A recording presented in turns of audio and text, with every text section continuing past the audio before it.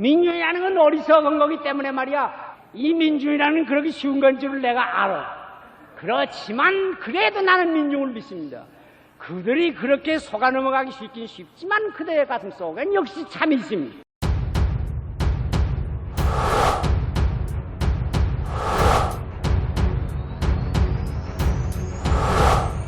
시알 함석한 그 불멸의 외침.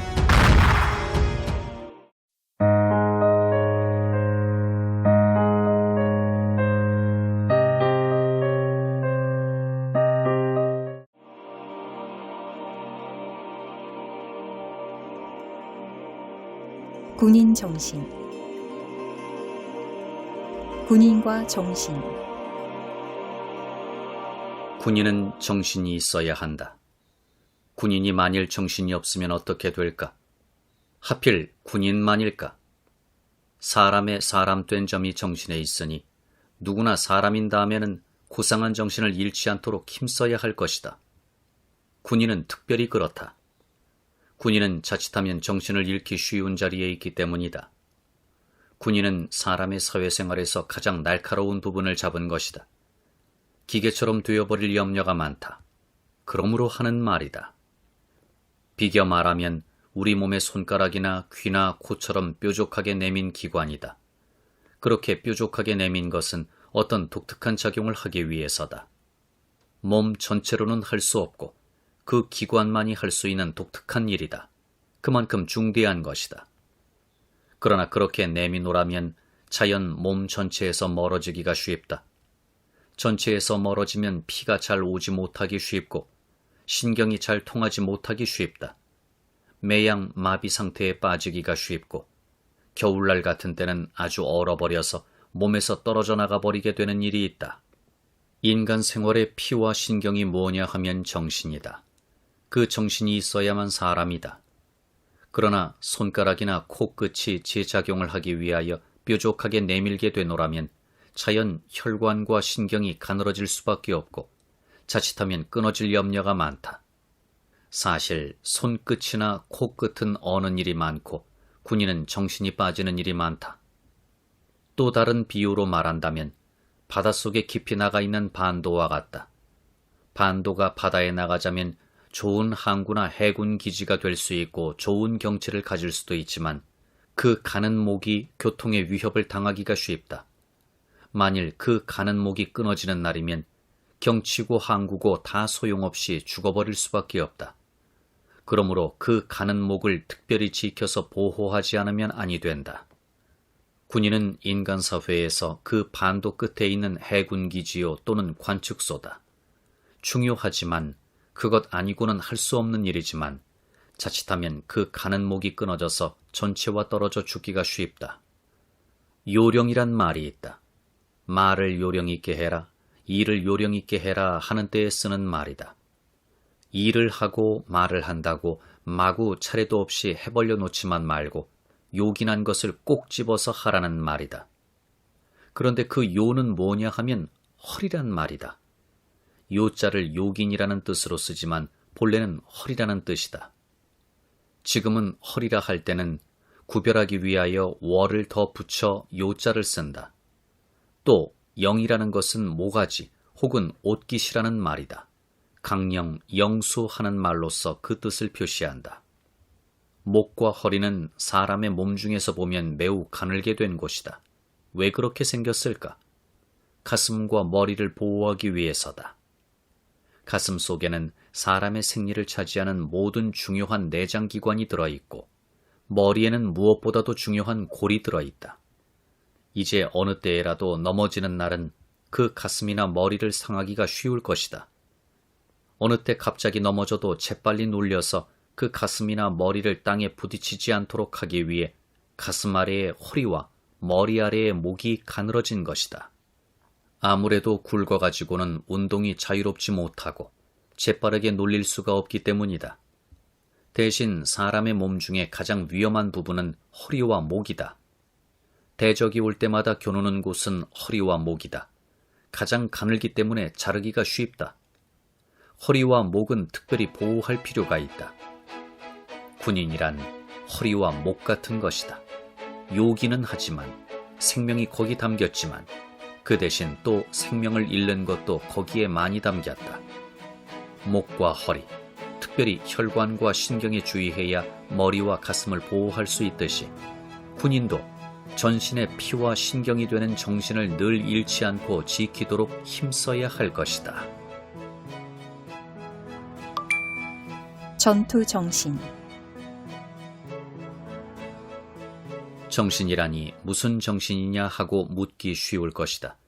정신은 그저 한 정신, 곧 그 정신이 있을 뿐이지 무슨 정신이 따로 있는 것은 아니다. 국민정신, 민족정신, 도덕정신, 사업정신, 보수정신, 진보정신 등 여러 가지 명사가 있으나 사실은 정신은 하나뿐이다. 여러 가지 정신이란 것은 다 그 정신이 나타난 것뿐이다. 거기가 잘못이 있기 쉽고 어려운 곳이다. 머리를 보호하기 위해서 가늘게 된 목이건만 가늘기 때문에 모가지 노릇을 할 수 있는 것이지만 허리가 만일 가늘지 않고 사람의 몸이 통나무같이 생겼다면 넘어가는 통나무처럼 어느 때 벌써 깨졌을는지 모른다. 목과 허리가 가는 것이 잘된 일이지만 지나치게 가늘어서 대동맥이 드러나 보이게 되고 신경중추가 겉으로 나오면 그 때문에 죽게 되듯이 군인은 싸움을 하는 것이지만 잘못하면 그것 때문에 자기와 나라를 망칠 수가 있다. 군인 정신이라면 무엇보다 전투 정신이지, 싸우는 정신이지. 하지만 싸우는 그 정신도 전체의 그 정신을 잊지 않아야만 자기와 나라를 건지는 정신이지. 그 근본되는 정신을 잊어버리면 마치 대동맥과 신경중추를 드러내놓게 될 때까지 가늘어진 목이요, 대륙에서 교통통신이 끊어질 때까지 바닷속으로 나간 반도다. 군인은 싸워야지. 싸움을 모르는 것은 군인이 아니지. 비겁한 것은 군인이 아니다. 또 싸우면 반드시 이기기를 목적으로 해야지. 그렇게 하지 못하면 군인이 아니다. 그러나 근본 목적이 무엇인지, 무엇 때문에 하는 전쟁인지, 누구를 위한 싸움인지 알아야 한다. 싸움의 뜻이 무엇인지 모르고 그저 싸우기만 한다면 짐승 중에 어느 사나운 짐승보다도 더 흉악한 것이 되고 말 것이다. 그러므로 군인일수록, 싸우는 기관일수록 사회 전체를 인간사회로 만드는 그 정신을 알아야 할 것이다. 적군이란 반도 끝에 나가서 보이는 바닷 물결과 같은 것이다. 물론 그 물결과 싸워야 하지만 또 그 물결만을 아는 것은 어리석은 일이다. 우리가 싸우는 것은 어느 나라 어느 군대와 싸우는 것은 아니다. 우리의 대적은 그 군대나 그 나라가 아니다. 물론 현실로는 내게 대적해 오는 것이 그 사람 또는 그 군대, 그 나라지만 그들은 나와 싸우는 진짜 대적의 표시가 될 뿐이지 대적 그 자체는 아니다. 우리의 대적은 죄악이다. 죄악과 싸우는 것이지 그 군인, 그 나라와 싸우는 것이 아니다. 그들도 사람이라는 점에서는 나와 조금도 다를 것이 없는 뜻과 값을 가진 것이다. 내 앞에 선 적군을 하나도 남김없이 무찔렀다 하더라도 그 방법이 도덕과 인도정신에 어그러지면 나는 이긴 것이 아니라 패한 것이다. 죄악의 완전한 포로가 되어버렸기 때문이다.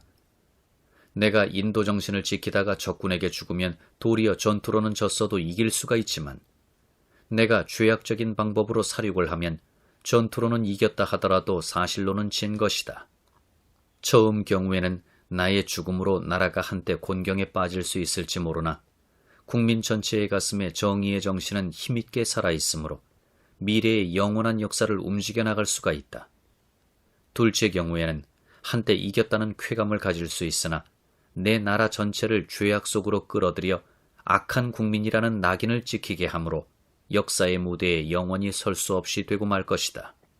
그렇기 때문에 두 편이 서로 죽을 힘을 다해 싸우면서도 국제법이나 국제도덕을 지키려 힘쓰고 어린이나 부녀자 같은 비전투원을 피차 서로 보호하고 적십자군의 활동을 어떤 때는 작전의 분리를 당하면서까지도 허락하지 않으면 아니 되는 점이 있는 것이다. 전차를 부숴도 전차 탄 조종사를 잡지 못하면 소용이 없고 적군의 전차 만드는 병기창을 남겨두면 아무 의미가 없다. 더구나 대적하는 적군의 그 생각을 꺾지 못하면 한두 대 부순 전차가 도리어 불 속에 기름을 끼얹어주는 것 같은 결과를 낼 수 있다. 아시리아가 군대로는 이상 없는 강군이면서도 마침내 그 전쟁 잘한 것이 원인이 되어 망했고, 제주가 귀신 같다는 제갈량이 힘이 모자라는 것 아니지만 맹획을 7번 사로잡았다가 7번 놓아주었으며, 그 제갈량도 마지막에는 할 수 없이 등갑군 3만 명을 불살라 죽이기는 하면서도 스스로 자기 목숨이 10년은 줄었다고 탄식한 것이다. 죄악을 대적하는 것이 아니고 정말 그 사람이 문제라면 전쟁은 그리 어려운 것 아닐 것이다. 전쟁이 어려운 것은 싸움을 하여 사람을 죽이고 물건을 빼앗으되 정의의 대동맥은 끊지 않으면서 하려 하기 때문이다. 사람을 살리면서 공산주의를 없애려니 어렵지, 사람을 모조리 죽여버려야만 될 것이라면 문제는 간단하다. 그렇게 못하는 것은 사람보다도 강한 것은 정의의 법칙이어서 적군을 모조리 죽여도 죽이면 죽일수록 죄악은 불티같이 튀어 내 속으로 날아오는 것이 있으므로 마구 할 수 없어서 그러는 것이다. 일시 강한 것은 기계화 부대지만 영원히 강한 것은 정신을 가진 군대다.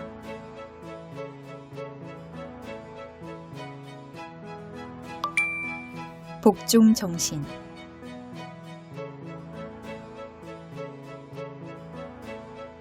또 군인 정신이라면 복종 정신이지.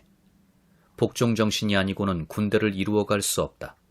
누구에게 복종하는지, 왜 복종하는지, 복종의 뜻이 무엇인지 알고서 해야만 정말 군인이지, 아무것도 모르고 기계처럼 하면 기계만도 못한 것이다. 기계는 기계이니 그저 기계적으로 시키는 사람의 뜻대로 하면 되지만 사람은 사람이지 기계는 아니다. 아무리 작고 무식해도 제 마음이 있고 저는 제가 목적체지 누구 위에 존재하는 것이 아니기 때문이다. 기계는 고장이 나면 그 자료를 살려 다른 것을 만들어 쓸 수가 있지만 사람은 제 노릇을 못하면 저만 못 사는 것 아니라 전체를 망친다. 세계를 온통 차지한 나라라도 그중 지극히 작은 불구자 하나를 업신여긴다면 그 나라는 악한 것으로 선고를 받는 것이다. 사람을 사람으로 대접할 줄 아는 것이야말로 사람의 본질이요 목적이기 때문이다. 또 이유도 한마디 묻지 못하고 짐승처럼 무조건 복종하는 자는 저만 사람 노릇을 못하는 것 아니라 그 상관이라는 사람까지 죽이는 것이다. 사람은 지위니 지식이니 하는 것과는 관계없이 네 속에도 내 속에도 두 가지 사람이 다 있기 때문이다. 하나는 짐승 같은 인간이요, 하나는 거룩한 정신적인 인간이다. 사람의 일은 평화로나 전쟁으로나 너와 나 사이에서 짐승적인 사람을 대적으로 몰아내고 쳐 없애버리고 그 거룩한 사람을 살리고 지어내는 데 있다. 우리가 복종하는 것은 영원한 진리에 복종하는 것이요, 공의에 복종하는 것이지 그 사람에게 복종하는 것이 아니다. 손님이 타고 온 말을 대접하면서 말을 타고 온 손님을 밖에 둔다면 모순 아닌가? 하물며 그 손님이 가지고 온 사명을 묻지 않는다면 어리석은 일 아닌가? 사람은 다 아무리 잘났어도 몸은 그 속 정신을 태우고 다니는 말이지 주인이 아니다. 주인은 되지 않는 그가 가지고 있는 정신이다. 그 정신은 또 우주적인 근본에서 나온 것이다. 각 사람의 정신은 우주적인 큰 생명의 사실이다. 그러므로 그 말인 몸을 대접할진된 그 정신 때문에 해야 할 것이요, 그 정신을 귀히 알진된 그 정신의 주인인 절대의 큰 생명을 알아야 할 것이다. 이것이 사람 사이에 있는 복종관계에서 반드시 생각할 일이다. 주인을 태우고 온 말이 주인의 말을 듣지 않을 때 그 말을 그대로 둘 것인가, 주인의 정신의 뜻을 알아 협력하여 그 말을 제갈 물리고 채찍질해야 할 것인가? 물을 것 없이 화난 것 아닌가?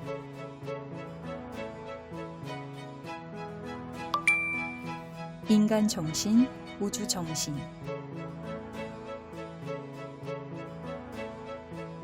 정신은 무슨 정신이냐? 인간 정신이다. 군대가 되기 전에 먼저 국민이 돼야 하고, 국민이 되기 전에 먼저 인간이 돼야 한다.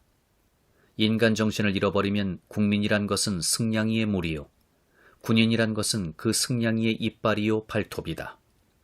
우리가 싸우는 것은 인간 정신을 위해 싸우는 것이요, 인간 정신으로 싸우는 것이다. 우리의 대적은 짐승이다. 옛날에는 문명이 발달 못되어 맹수가 사람을 해하였으므로 그것과 싸우는 것이 인간 역사의 첫걸음이었다. 문명은 인간을 짐승에서 해방했다. 그러나 외양의 짐승은 쫓겨 산으로 갔으나 속의 짐승은 사람 제 가슴 속에 숨게 되었다. 사람이 밖의 짐승 쫓기를 사랑으로 못하고 미움으로 두려워함으로 했기 때문에 쫓겨난 그 승냥이 호랑이가 다 유령이 되어 인간 제 속으로 들어오게 되었다. 나무 숲보다도 더 짙고 더 숨기 좋은 것은 사람의 가슴의 숲이기 때문이다. 그리하여 전에 미워서 내쫓았던 그 맹수의 버릇이 문명인의 기계 속에 속속들이 숨게 됐다. 그 맹수는 이제 소련, 미국의 우주선 속에 들어가서 우주를 휘둘기까지 하게 됐다. 이제 이것을 쏘아 떨어뜨리는 것이 미래 인간의 과제다. 그것은 정신으로만 될 것이다. 기계를 만드는 너와 그 침해를 받는 나 사이에 인간 정신을 살림으로만 될 것이다. 그것은 그 우주인은 지구 위에 있는 자기 전파의 조종을 받게 생긴 것이기 때문이다. 우리가 복종하는 것은 상관이 아니고 우주정신, 곧 하나님에 대해서다. 사람은 그의 뜻을 나타낼 뿐이다. 그 사람을 사람으로만 보지 말고 그 하나님의 사자로 아들로 보아야 옳은 일이다. 인간은 인간에게 복종할 것이 아니다. 인간의 값은 다 같다. 나는 누구를 위해 나온 존재가 아니다. 나를 다스릴 자는 하나님밖에는 아무도 없다. 민주주의라지만 민주주의는 하나님의 믿음 없이는 될 수 없다. 우주 전체를 주장하는 하나님 이외의 그 어떤 자도 인간에게 절을 요구하고 복종을 요구할 자는 없다. 나는 내가 살아있는 것은 우주간에 하나밖에 없는 스스로 하는 하나님을 알고 그 뜻을 순종함으로써 그와 하나가 되는 데 있다. 그러므로 나를 나 자체로, 나는 나를 목적한 것으로, 나는 나대로 발전할 것으로 알아주지 않는 자는 죄악이다.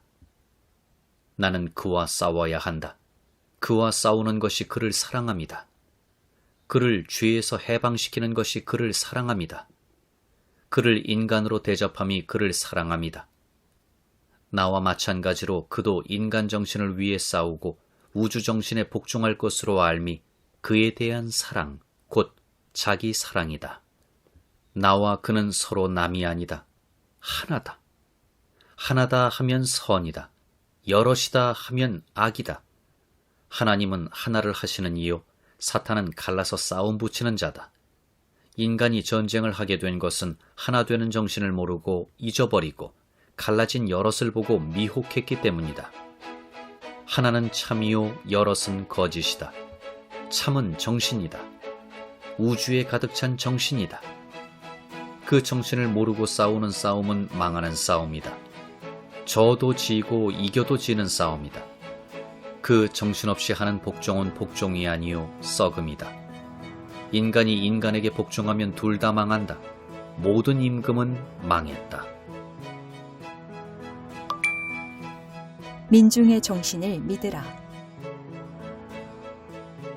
지금은 전쟁 시대다. 냉전이라도 전쟁이다. 언제 전면적인 전쟁이 폭발할지, 어디서 폭발할지 모른다. 우리는 그 가능성을 가장 많이 가지고 있다.